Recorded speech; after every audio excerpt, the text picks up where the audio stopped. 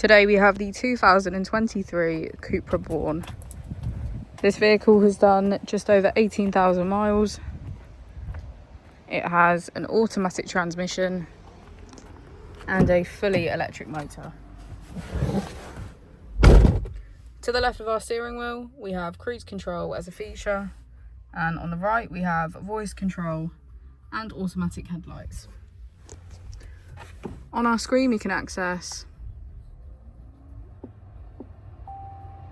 radio and media, our driving data and vehicle settings, navigation, air conditioning, users, and our in-car store.